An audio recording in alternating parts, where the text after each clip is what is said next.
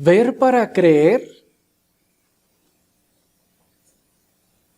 Existen muchas personas que no solo usan esta frase para solicitar pruebas de veracidad, sino que aún más para ellos es un estilo de vida.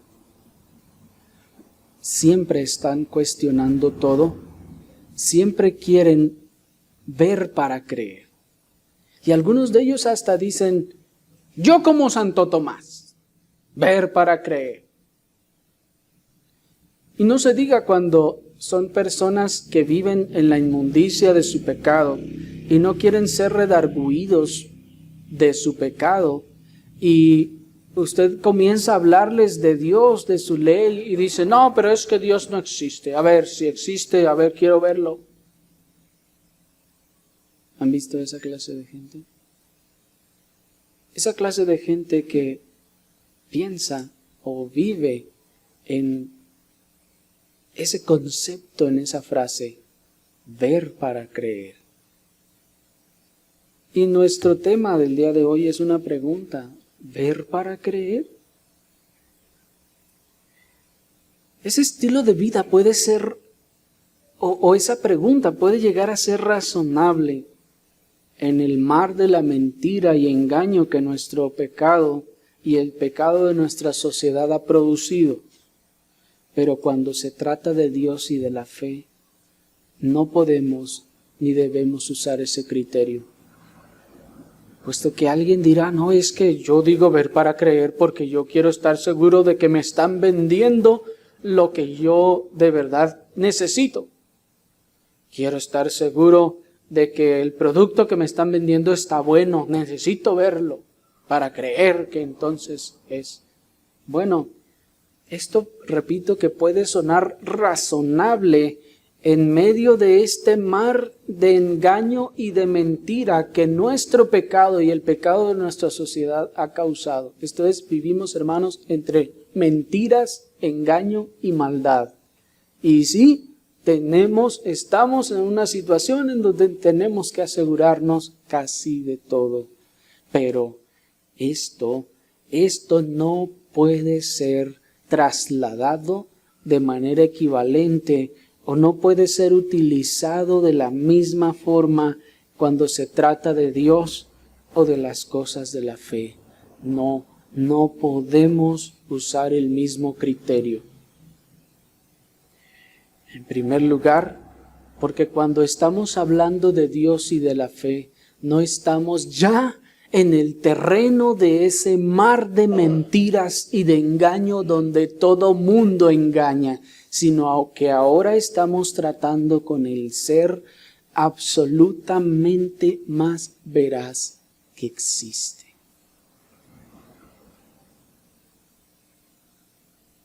Pero aún así, muchos se juegan el destino de su alma en la necia solicitud de pruebas espectaculares de una obra que ya es absolutamente veraz. Y esto mismo hizo la generación del tiempo de nuestro Señor Jesucristo, allí en Mateo capítulo 12, en el versículo 38 al 42. Acompáñenme a Mateo capítulo 12, versículo 38 al 42, y continuemos así, hermanos, por nuestro transitar en la vida de nuestro Señor Jesucristo de la manera más cronológica posible. Y ahora nos encontramos en Mateo capítulo 12, versículo 38 al 42. Dice así: Entonces respondieron algunos de los escribas y de los fariseos diciendo: Maestro, deseamos ver de ti señal. Él respondió y les dijo: La generación mala y adúltera demanda señal, pero señal no les será dada, sino la señal del profeta Jonás.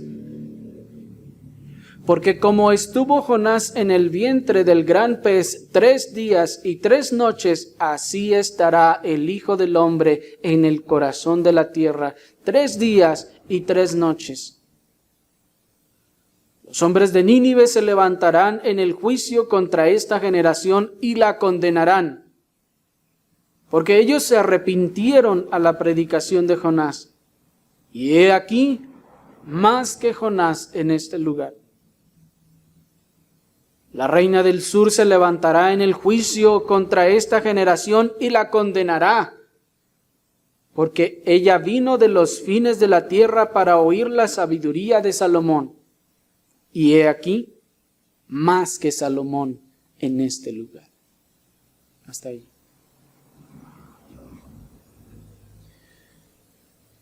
Hemos estado viendo a los fariseos acusar a nuestro Señor. Y entre las cosas que le han blasfemado y le han acusado es de que por Belzebub echa fuera a los demonios. ¿Se acuerdan que lo vimos hace tiempo? Y aunque Lucas y Mateo no ubican esta narrativa en el mismo lugar cronológico, la realidad es que sí, al final se le acercaron unos escribas y fariseos. Y estos escribas y fariseos se acercaron con toda hipocresía al Señor, pues llegan y le dicen, maestro. Como que si ellos estuvieran reconociéndolo como maestro. Con toda propiedad le dicen maestro. Pero aquí viene el puñal en la espalda. Deseamos ver de ti señal. Oh, pues. O es el maestro y porque ya le creí y entonces es mi maestro, o no lo es y quiero ver de él señal para que sea mi maestro. ¿Me explico? Allí hay una contradicción, allí hay hipocresía. Pero siguiendo el mismo espíritu de los fariseos, hoy en día también muchas personas piensan que la muestra de vida de una iglesia son los milagros, las supuestas sanidades u otros espectáculos diversos que se suelen dar en los ambientes pentecostales. Y llegan y dicen, a ver, si Dios está aquí, queremos ver señal. Si esta iglesia es verdadera, queremos ver los milagros. E incluso hasta los mismos pentecostales llegan a hacer este tipo de cuestionamientos y retos. Ahí donde tú vas hacen milagros. ¿Hay profetas? ¿Hay apóstoles? No, pues entonces no son una iglesia buena. ¿Han oído eso? Así lo hacen y lo dicen. Y algunos piensan que el hecho de que supuestamente haya milagros en las iglesias, se hagan milagros, es una señal de vida, dicen ellos. Es decir, de que la iglesia está viva. Y dicen ellos, y si no se hacen milagros, y si no se hacen sanidades, y si no hay gente ahí bailando y dando vueltas y dando maromas en el piso, entonces ahí no hay vida, dicen ellos. Ahí están todos muertos. Pero nomás ni amén dicen, están todos serios. ¿Han oído eso?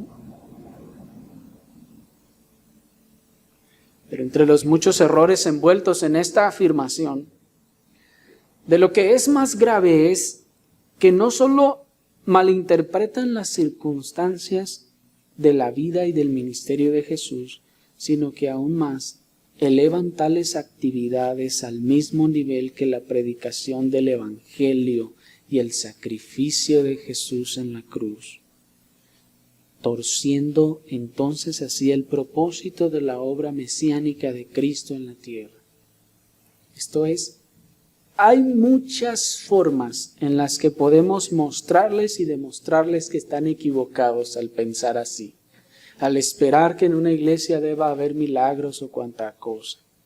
Pero además de darnos el tiempo para explicarles que todas estas cosas ya han cesado, como lo hemos visto en otras oportunidades, Y además de tomarnos el tiempo para mostrarles muchos otros errores en los que se incurre al decir estas cosas, lo que es más grave de todo esto es que al hacer esto ellos están elevando este tipo de cosas, las señales y los milagros, al mismo nivel de la predicación del Evangelio o incluso hasta más. Porque en sus mentes ya no importa si se está predicando el verdadero evangelio, sino que lo que importa es lo que se hace allí, esas señales y esos milagros. ¿Qué está haciendo esa persona que piensa de esa manera? Le está dando la prioridad y la importancia, la supremacía a las señales y a los milagros más que al evangelio.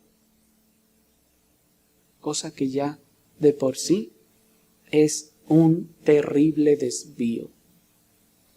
Es una terrible desvirtuación del Evangelio y del sacrificio y la obra de Cristo en la cruz. Porque el centro y lo más importante y preponderante en una iglesia es el Evangelio, la predicación evangélica y la predicación de la cruz. Y no todas las demás cosas que se hacen allí. No si hacen esto, si tienen grupos del otro, si tienen grupo de esto otro. Hermanos, una iglesia sana se ha de identificar primariamente por la predicación sana y fiel del Evangelio de Cristo.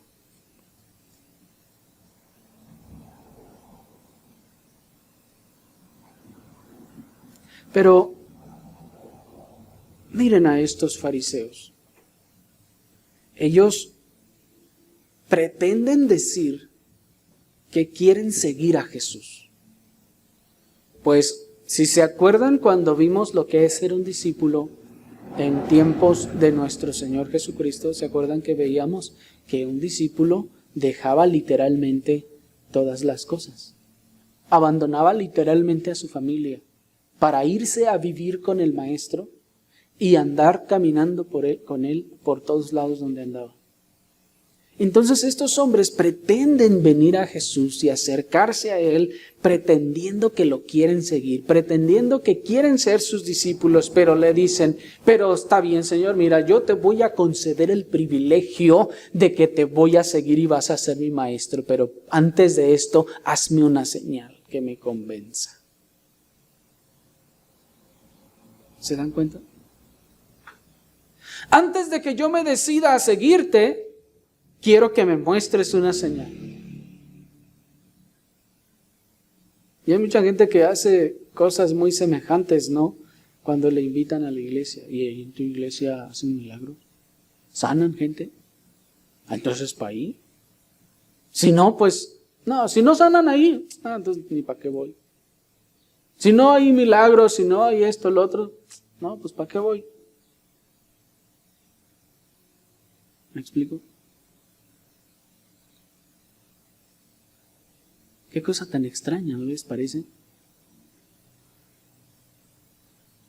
Pero hermanos, vean qué cosa tan malvada es que un hombre pretenda seguir al Señor, pero que para seguirlo ponga sus condiciones.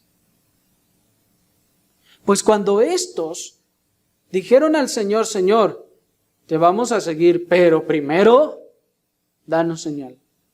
¿Qué están haciendo? Están poniendo una condición. Si no veo señal que me convenza, entonces no te sigo. La solicitud o requisición de una señal o milagro para fe, esto es, para creer, manifiesta la dureza de un corazón desafiante en abierta incredulidad. La solicitud o requisición de una señal o de un milagro para creer, para tener fe, no manifiesta que el hombre quiere seguir a Dios, sino lo que manifiesta es que no lo quiere seguir hasta que le dé lo que quiere. ¿Se fijan? En realidad es lo opuesto. Cuando alguien dice, sí, yo tengo ganas de ir a tu iglesia, pero Solo si haz esto.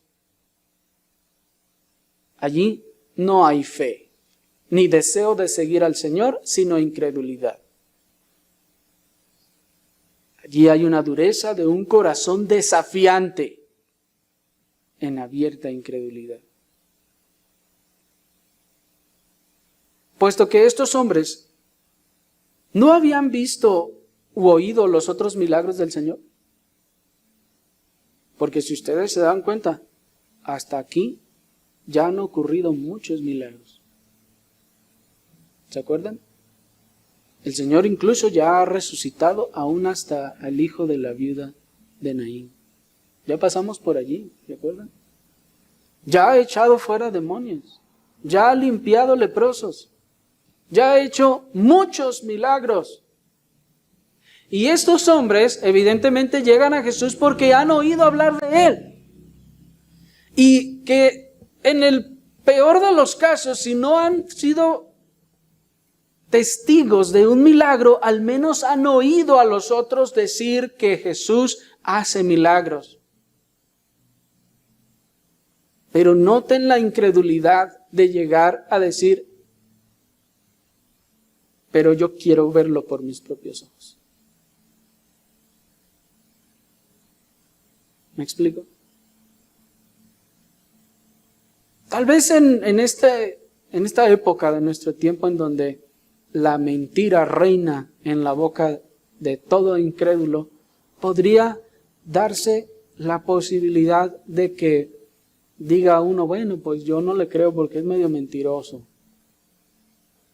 Pero aún, hermanos, cuando la mayoría de la gente lo dice, hasta el común del pueblo dice, cuando el río suena es porque agua lleva. ¿Han oído eso? Y entonces le dan credibilidad a lo que la mayoría de la gente está diciendo. Pero estos fariseos vienen y dicen, yo vengo oyendo a mucha gente digna de fiar que dice que hace milagros, pero yo quiero verlo.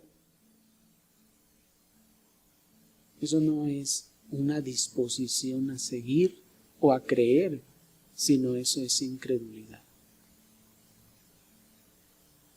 La solicitud o requisición de una señal o milagro para fe, esto es para creer, manifiesta orgullo y la necedad de un corazón centrado en sí mismo.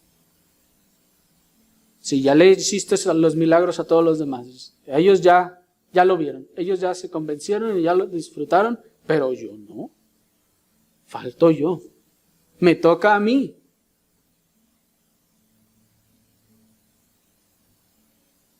Un corazón que condiciona seguir o buscar a Dios. Y primero quiere ver un milagro, primero quiere ver una señal, solo manifiesta necedad de un corazón que está centrado en sí mismo.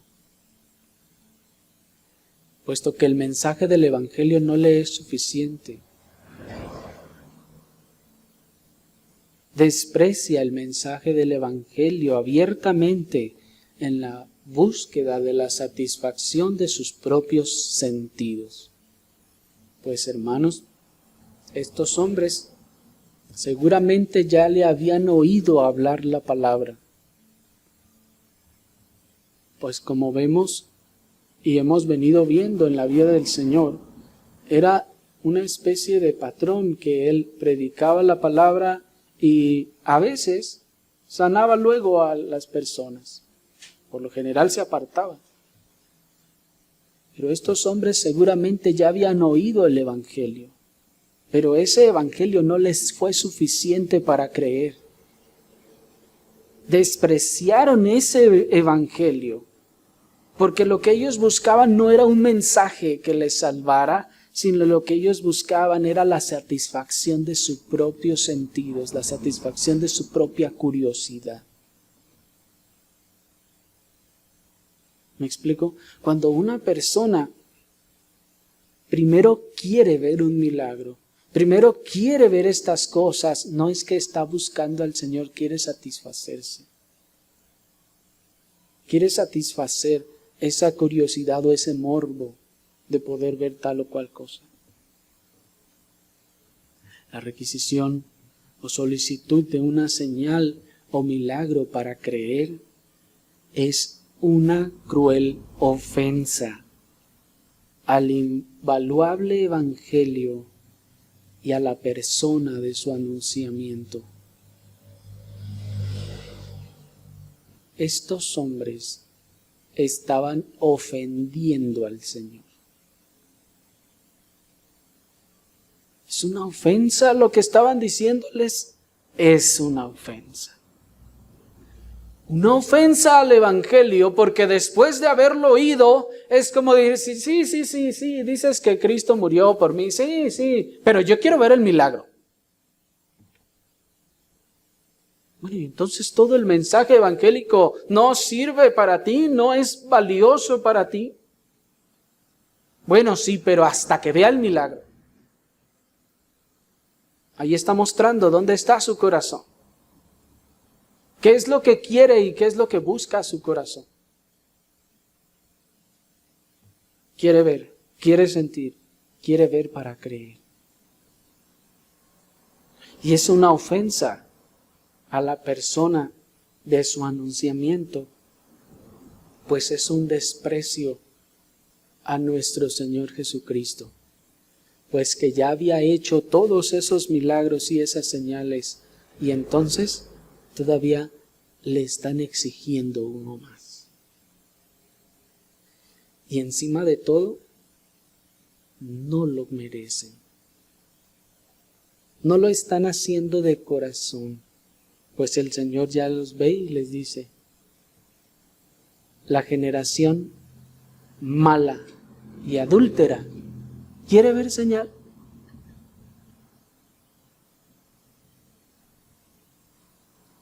Estaban diciendo al Señor, tu mensaje no es suficiente para mí. Yo quiero ver algo más que me convenza. Eso es una ofensa al Evangelio. El cruel desprecio del mensaje evangélico les condenará, pues están más bien dispuestos a creer en los discursos de los políticos o en las teorías de conspiración que en la infalible palabra de Dios. Porque esos mismos que no están dispuestos a creer en el Evangelio, primero quieren ver una señal. Esos mismos están dispuestos a creerle a los políticos cuando dicen que van a cambiar al país y que vamos a hacer un país rico. Y se lo creen y van y le dan su voto. Esos mismos que no están dispuestos a creer en el Evangelio, a creer en las verdades del Evangelio y que quieren ver una señal, que ponen una condición para buscar y servir al Señor, están bien dispuestos a creer todos esos rollos de las teorías de conspiración. Es que el gobierno maneja estas cosas así, pero no le dice a nadie, nadie sabe, pero ellos hacen esto y hacen esto otro.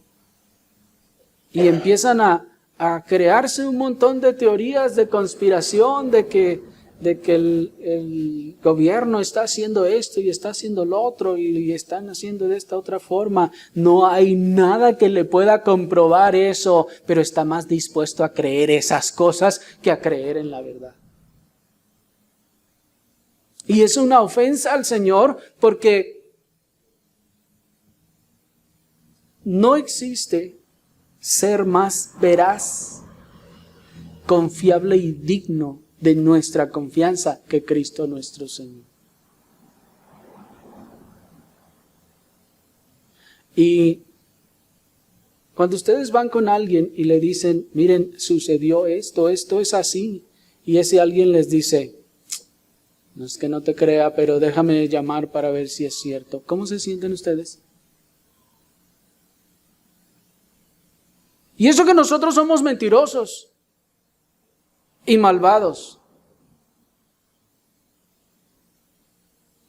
Pero este tipo de cuestionamientos es una ofensa al Señor.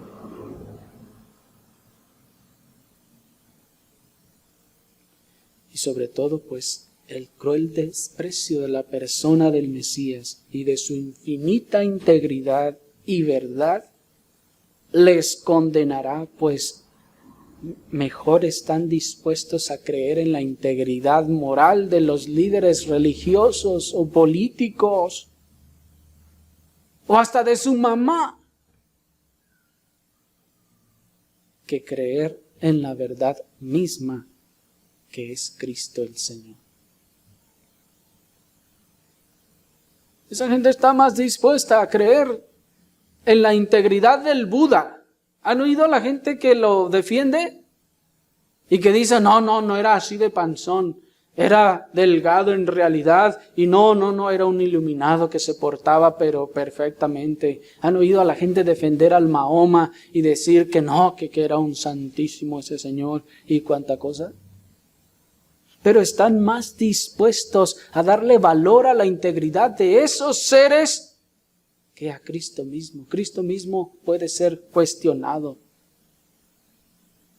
en sus mentes.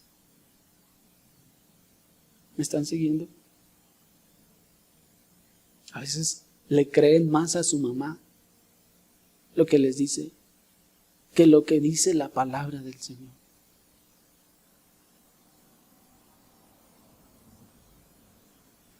Pero dejemos ahora de mirar a esos orgullosos, insolentes y duros de corazón y volteemos ahora a ver a nuestro Salvador. ¿Cómo respondió él ante tal muestra de orgullo y desafiante insolencia? Que dijo, bueno, con tal de que me sigan, está bien, les voy a conceder su milagro. ¿Le dijo así? ¿Qué dijo el Señor? Estamos aquí para ganar las almas y no para perderlas. Entonces hay que hacer todo lo que sea necesario para que vengan. Dijo así. Dijo, hay que acomodarnos, hay que ayudarles para que vengan y si tenemos que regalarles alguna cosa, pues se las regalamos. Hay que ponerles un distintivo a las personas nuevas que lleguen para que se sientan felices. Y el día que nos pidan que hablemos de esto, el día que nos pidan que hagamos esto otro, pues hay que hacerlo para que estén contentos y se queden. ¿Hizo eso el Señor?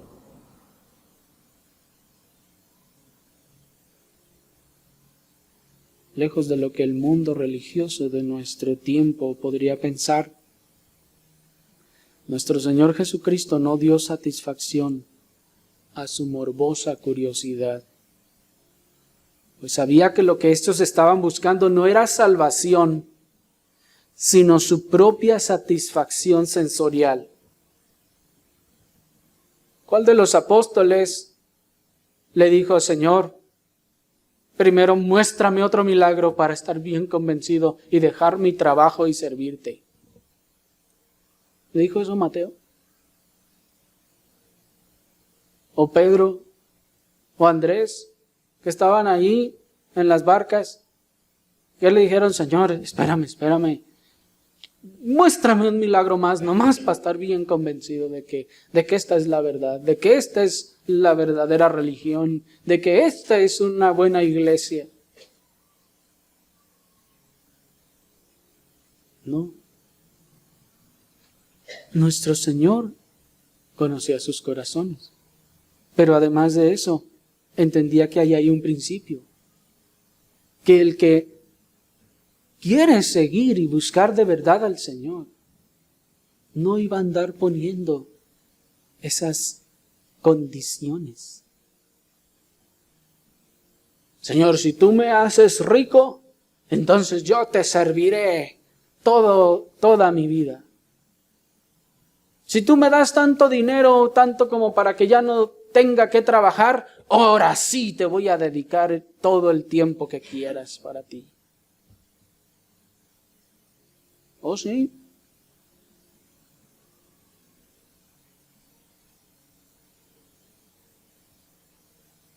El discipulado y la vida cristiana no es así.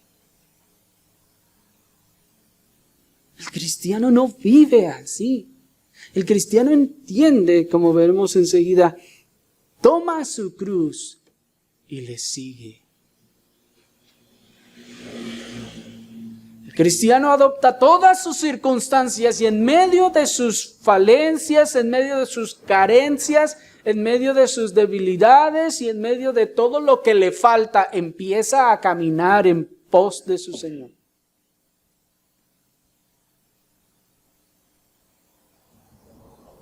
No anda esperando a que el Señor le mejore su situación para que entonces ahora sí pueda seguirlo.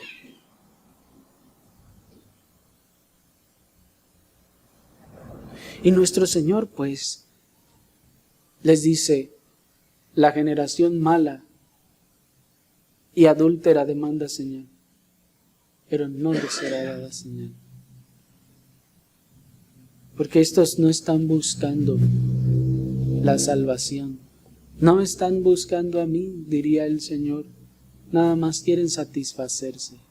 Porque como hemos dicho en otras oportunidades, las personas que andan buscando señales, que andan pidiendo señales, luego que las ven, siguen en su incredulidad.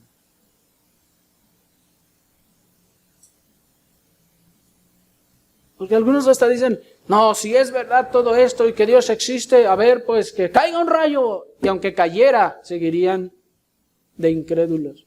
Seguirían diciendo, no, pues es que se dieron muchas condiciones. Mira, es que no, ya estaba aquí todas las nubes acumulándose y por eso se dio. ¿Me explico?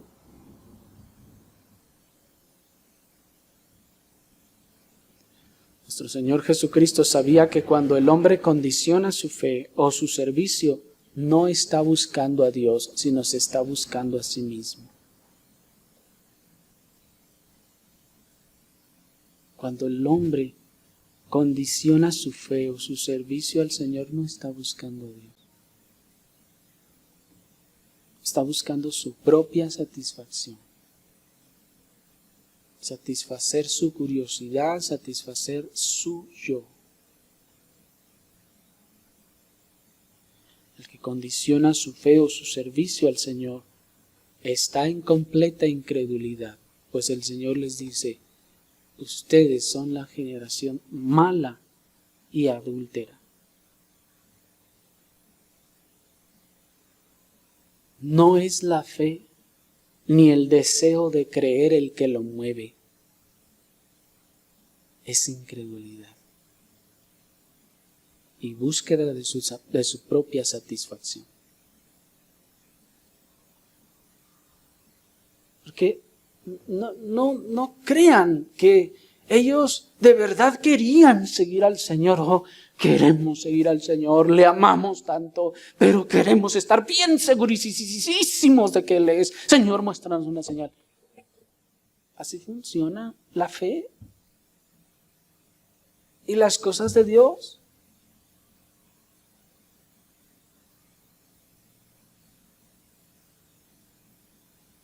¿No dice la Escritura que ahora el justo vivirá por fe?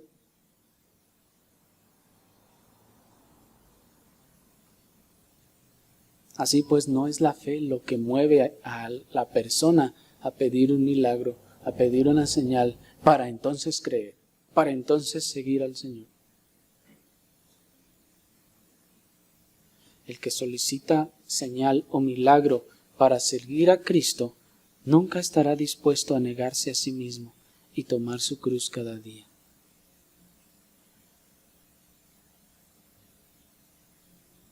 Porque si no está dispuesto a creer y pone condiciones, es porque no se ha negado a sí mismo. Porque sigue pensando en sí mismo, en su propia satisfacción, en su propio yo. Y no estará dispuesto a negarse a sí mismo. Y ya que no se ha negado a sí mismo en humildad, está formando parte de la generación mala y adúltera, a la que señal no le será dada. Noten cómo el Señor está diciendo, aquí esto no se trata de ver para creer.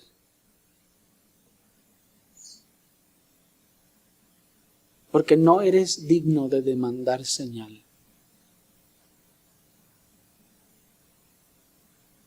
Porque señal te ha sido dada desde hace mucho tiempo. Allí está el Evangelio. Acuérdense que eso fue lo que le dijo el Señor al rico que estaba allá en los tormentos. ¿Se acuerdan? Dice, Señor, manda a alguien que le diga a mis parientes, a mis hermanos, para que no vengan a este lugar. Y el Señor le dice, pues ya les están diciendo. Ahí está Moisés y los profetas. Díceles y díceles y díceles que les oigan. Y él dice, no, Señor, es que eso no funciona, Señor. Mejor que alguien se levante de los muertos y que vaya y que les diga, eso sí va a funcionar. Así piensa el hombre. Así piensa la carne. Pero ¿qué dice Dios? Está bien, tal vez tengas razón. Eso puede impresionarlos y entonces hacer que vengan. El Señor dice, no. Si no oyen a Moisés y a los profetas, si no oyen el Evangelio, tampoco se convencerán si alguien se levanta de los muertos. De donde el Señor está vindicando el Evangelio y está diciendo, el único medio que puede producir la salvación a una persona y que una persona sea atraída al Señor es el Evangelio y nada más. Y si alguien quiere otra cosa, entonces allí está Moisés y los profetas. Allí está el Evangelio, escúchenlo.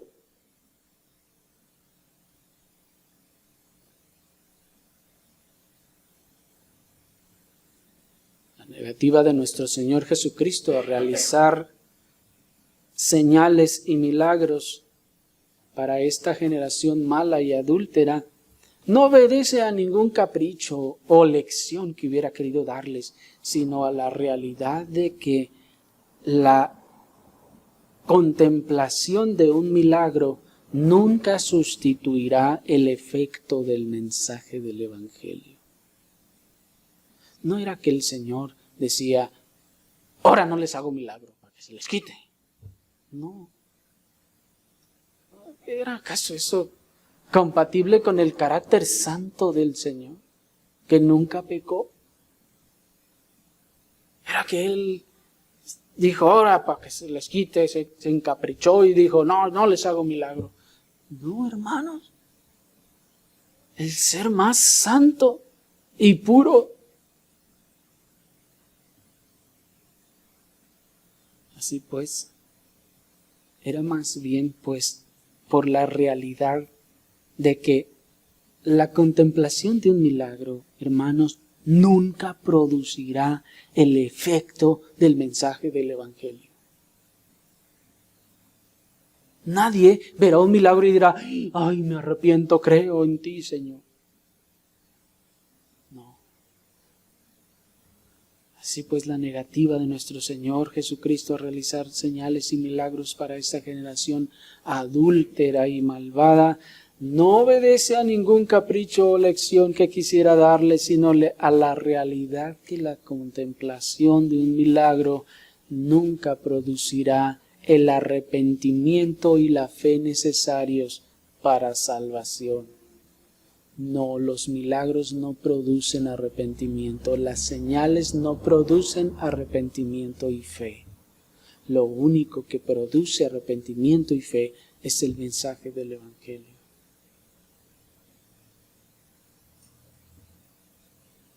Así que, lejos de lo que muchos creen y afirman hoy en día, Cristo nunca promovió las sanidades, señales y milagros como una actividad propia o primordial de su ministerio. Al contrario, con frecuencia Él reprendía su deseo, como lo acabamos de ver, y les dice, generación mala y perversa y quieren señal. O como dice en Juan 4:48, entonces Jesús les dijo, si no viereis señales y prodigios, no creeréis, diciéndoles en forma de reproche.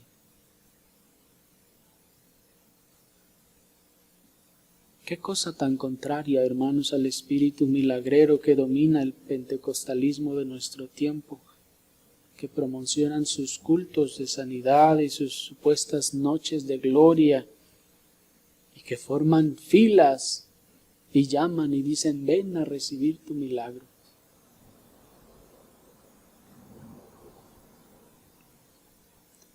Pero nuestro Señor buscaba darles lo más importante, el evangelio de la salvación para sus almas. Y es también esta prioridad la que mandó a sus siervos procurar. Y por ello les dice, señal no les será dada, sino la del profeta Jonás.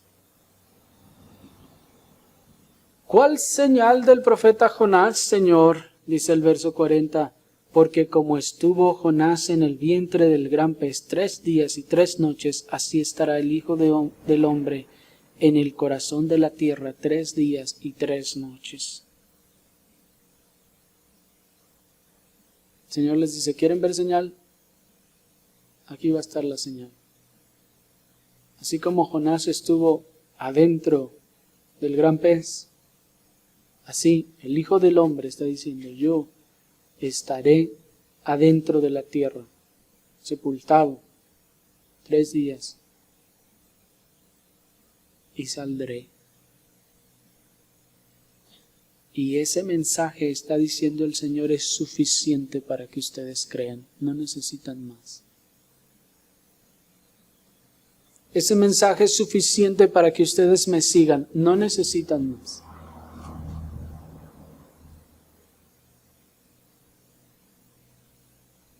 Así que, amigo, la actitud de Tomás no es en ninguna forma algo digno de imitar, sino que tal relato fue más bien dejado para su vergüenza y para advertencia nuestra. Porque mucha gente toma a Tomás y dice, yo como Santo Tomás. Como que si eso fuera una actitud que debemos imitar, algo digno de imitar. Cuando en realidad es lo opuesto. En la Escritura se dejó esto para mostrar la incredulidad de este hombre. Y no para alabarlo, sino para vergüenza suya también. Y para advertencia de todo aquel que dice, yo primero quiero ver y entonces creo. Yo primero quiero ver y entonces sigo.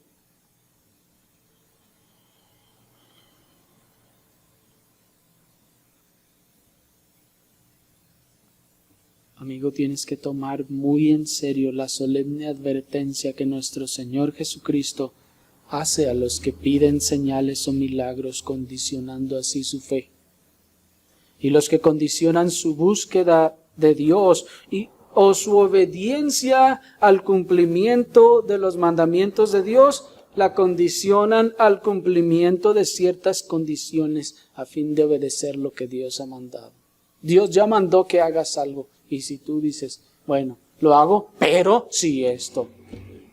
¿Qué es eso? Es dureza de corazón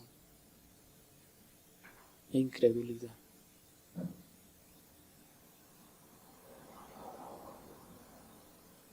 Eso es dureza de corazón.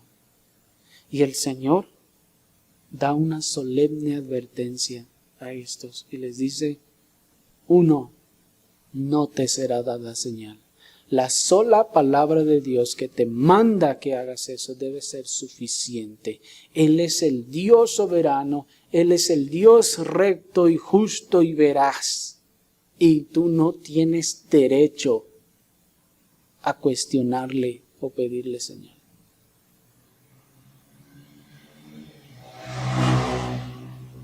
Lo que te corresponde es obedecerle. ¿Qué siervo rebelde está más bien cuestionándole las órdenes que le dieron?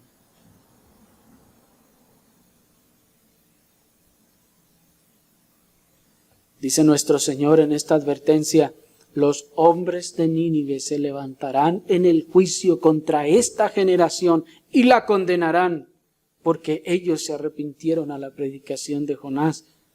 Y he aquí, más que Jonás en este lugar. Está el Señor diciendo a todo aquel que condiciona su fe, que condiciona su servicio al Señor, que condiciona su obediencia al Señor, le está diciendo: la generación de Nínive, los hombres se van a levantar en el juicio y te van a condenar. Y te van a decir: con menos de lo que tú sabías, yo serví y yo creí. Con mucho menos de lo que tú escuchaste, yo creí. Eso es lo que está diciendo.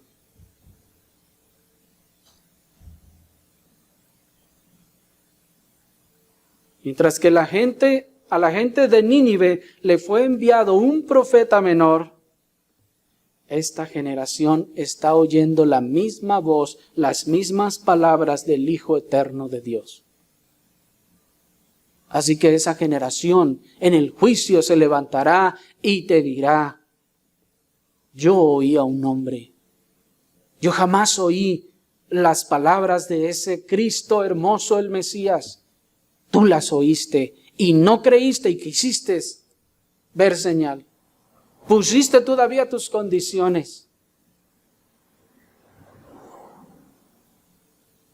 Eres de condenar, te dirán, dice el Señor en el juicio.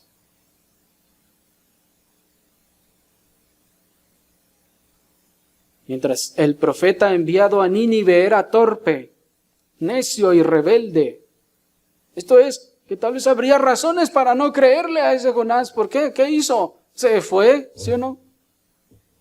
El Señor lo mandó y él se fue para el otro lado. Mientras ese hombre podía ser digno de que no se le creyera, esta generación está viendo y oyendo al Cristo perfecto, puro y sin pecado. Y en el día del juicio, dice el Señor, los de Nínive se van a levantar y te van a decir: yo creí a la voz de Dios a través de este hombre torpe como yo. Y tú oíste las palabras del mismo Hijo de Dios. Y todavía dijiste: sí, pero quiero ver señal. ¡Qué insolencia la tuya!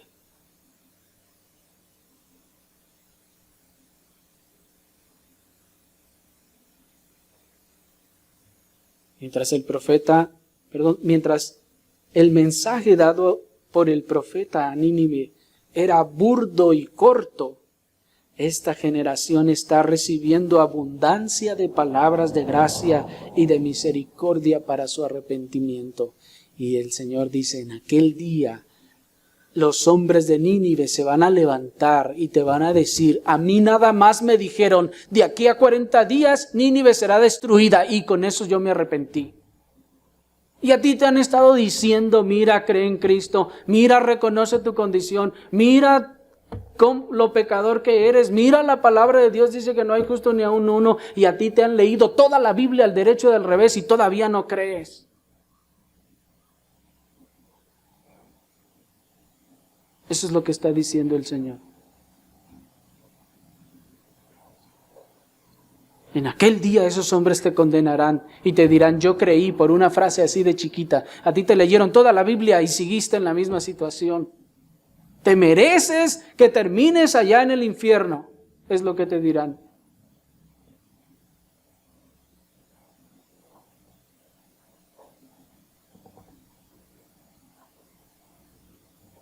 Mientras la reina del sur tuvo que esforzarse mucho y hacer un muy largo y costoso viaje para ir a oír a un simple mortal sabio.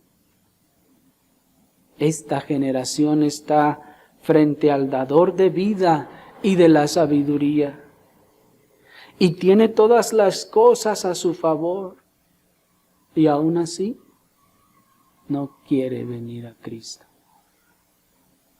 Pone sus condiciones y espera que sea más fácil todavía. El Señor está diciendo, la reina del sur se levantará en el juicio contra esta generación y la condenará.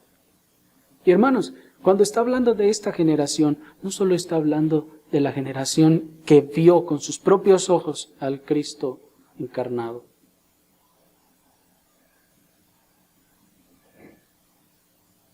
Es toda aquella generación que se endurece en contra del mensaje de la palabra de Dios. Y dice, esa mujer se levantará contra ustedes en el juicio y los va a condenar y les va a decir, yo vine desde muy lejos y me costó una fortuna ir a oír a un simple hombre. Tú tuviste al Hijo de Dios y allí no tuviste siquiera que moverte. Nomás agarrar un camión o agarrar tu carro y ya, y te dio flojera.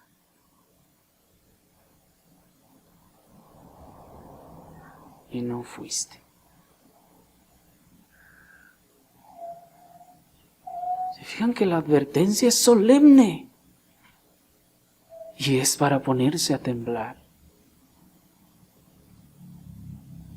Porque muchos, con menos que lo que nos fue concedido a nosotros, creyeron y se arrepintieron. Y a nosotros nos fue dado más de lo que a muchos se les dio. Nos fue dado más de lo que a todos los creyentes en el Antiguo Testamento les fue revelado. Y que todavía digamos ver para creer. Eso es una cruel insolencia, una ofensa.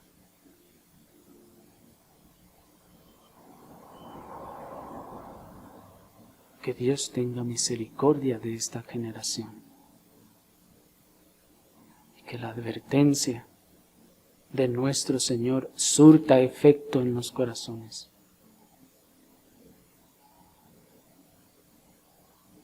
No dejes que esta advertencia pase de largo por tu mente.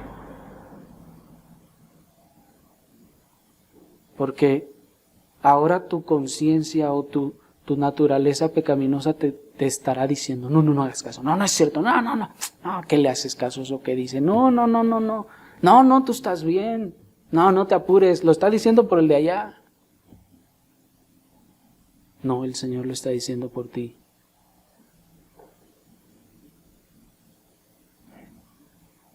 Pide al Señor que tenga misericordia de ti.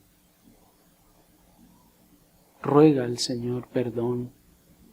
Humíllate delante del Señor y dile, Señor, perdóname, he sido un necio. Perdóname, Señor, he sido un rebelde. Perdóname, Señor. Pues tú has sido tan bueno y yo he sido tan rebelde. Clamen al Señor por ayuda, por perdón. Y ténganlo por seguro que lo van a hallar en Cristo el Salvador. Él está dispuesto a perdonar a todo aquel que vaya en arrepentimiento y fe, a todo aquel que pueda ver su pecado y su condición y diga, Señor, perdóname, es cierto, yo soy ese hombre, yo soy esa mujer. Ten misericordia de mí, Señor. Y que Dios tenga misericordia de su alma. Oremos al Señor.